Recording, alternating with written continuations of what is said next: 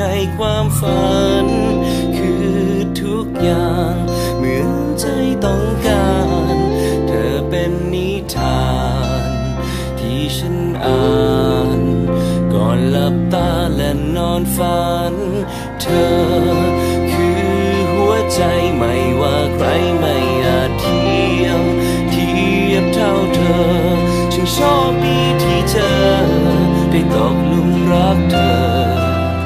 ได้มีเธอเคียงข้างกันคงจะมีเพียงเธอทำให้โลกนั้นหยุดหมุนเพียงเธอสบตาฉัน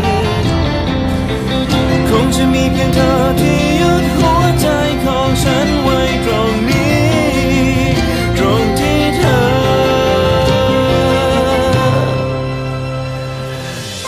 เพียงคนเดียวและเพียงเธอที่ต้องการฉันจะทำทุกทางด้วยวิญญาณและหัวใจ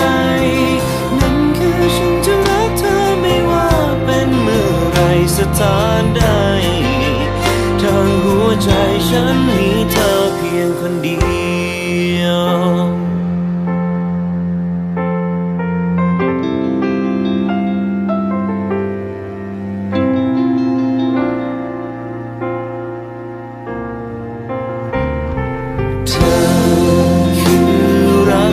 ฉันยอมทิ้งทุ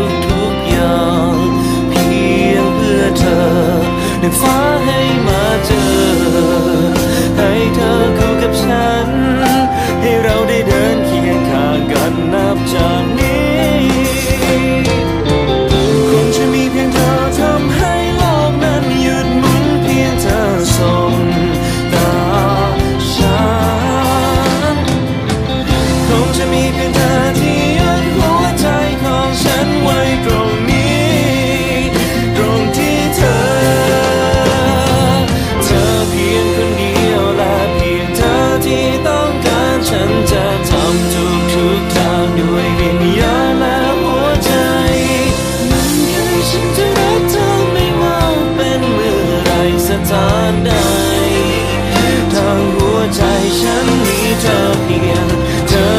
คนเดียวและเพียงเธอที่เฝ้ารอฉันจะขอภาวนาต่อหน้าฝันแสนไกลนั่นคือฉันจะรักเธอไม่ว่าเป็นเมื่อไรสถานใดทางหัวใจฉันมีเธอเพียงคนเดียว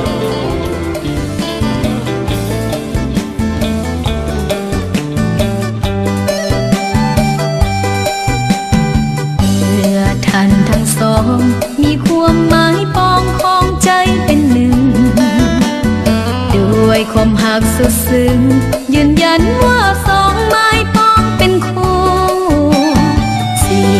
วิตทั้งสองหวังห่วงเป็นทองแผ่นเดียวคงอยู่สัวชีวีอดสู้จะอยู่ด้วยกันจนวันแก่เฒ่า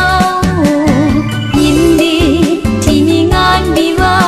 เพื่อนมิตรลุงตาต่างก็มาทั้งนั้นมาห่วงใจกันสร้างสรรค์ให้ท่านสุขสมขอให้ท่านทั้งสองจงมองหาไว้ยืนยาววันขอให้ท่านทั้งสองอย่าแปรผันจนวันแก่เฒ่าลงไปเงินทองเกียรติศักดิ์ศรีเหลือไกลเมื่อนึกสิ่งใดสมปรารถนาพังพลาดผิดมาอภัยให้กัน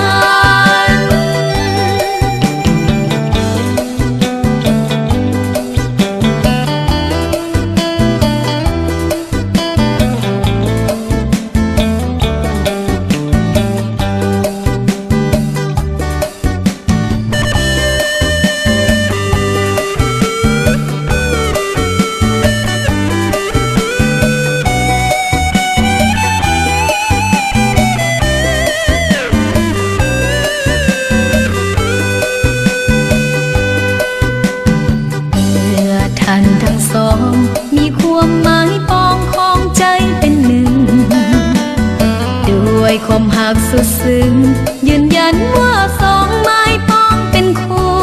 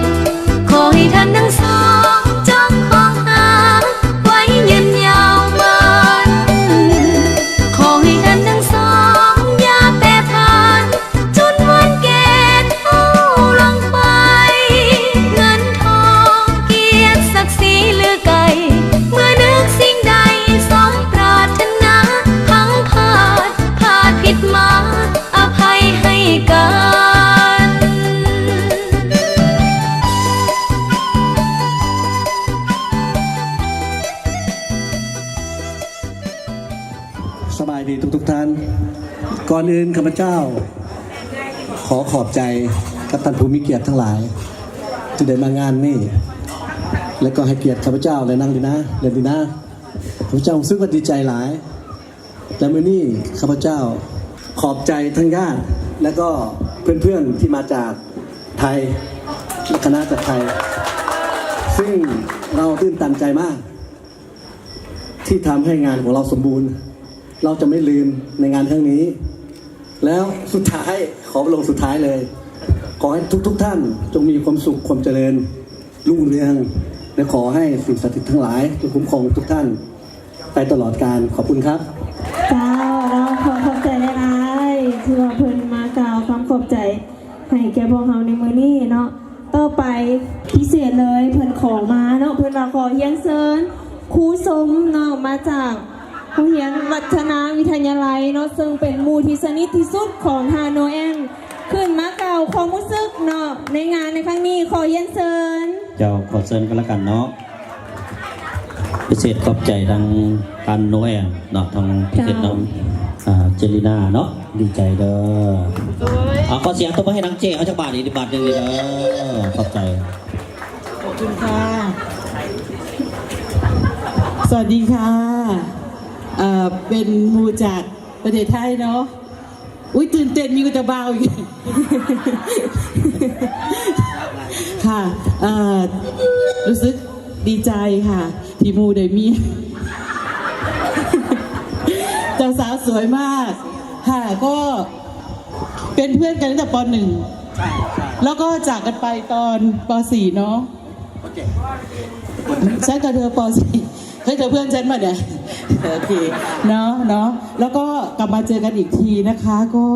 พาเจ้าสาวแสนสวยแล้วก็น่ารักนะคะมาพบเรารู้สึกตื่นเต้นแล้วก็อยากจะอวยพรให้เพื่อนในนามตัวแทนเพื่อนประเทศไทยนะคะขอให้คุณแอร์และคุณลีน่ามีความสุขมากๆดิฉันเอง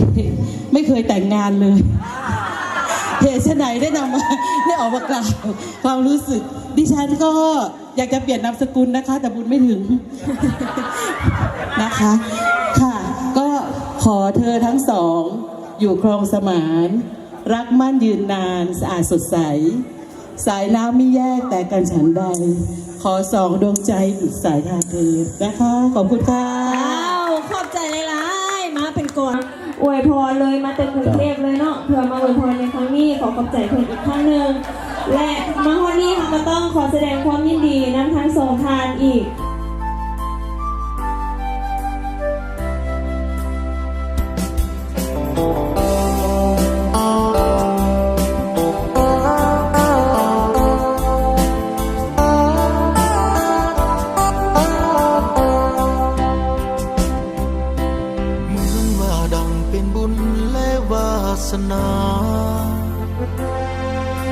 ที่สวยน้ำซักพาถึงเมืองปากเซพบน้องนางนารีงานเทมีเสน่ห์ดังจิตใจน้ำเซและดวงดอกไม้พบกุหลาบกลิ่นหอมของเมืองปากเซ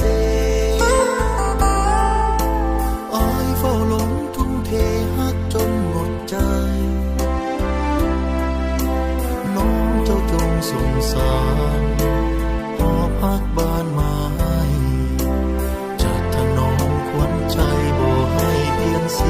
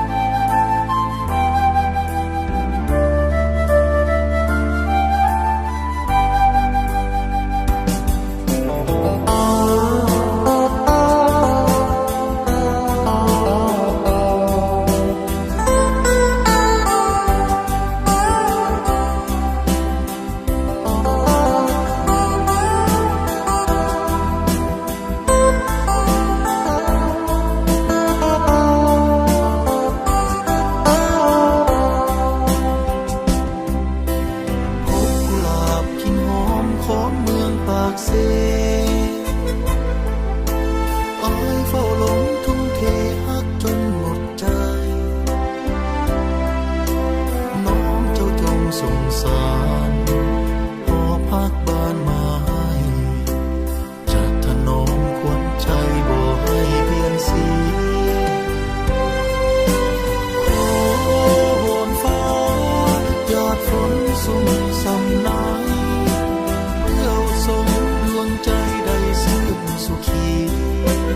กุหลาบสวยเบ่งบานในอุทยานของชีวิตเจ้าเป็นกุลสตรีที่งามมีลายโอ้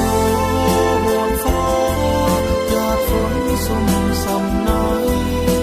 เพื่อส่งดวงใจได้ซื่นสุขีกุหลาบ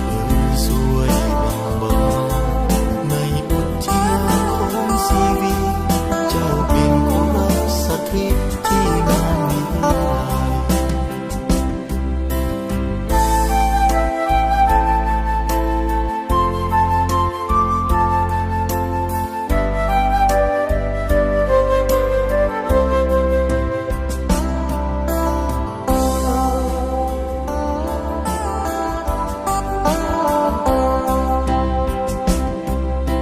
เหมือนว่าดังเป็นบุญและวาสนา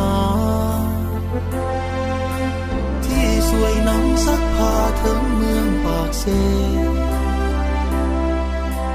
พบน้องนางนาลีงามแท้มีเสน่ห์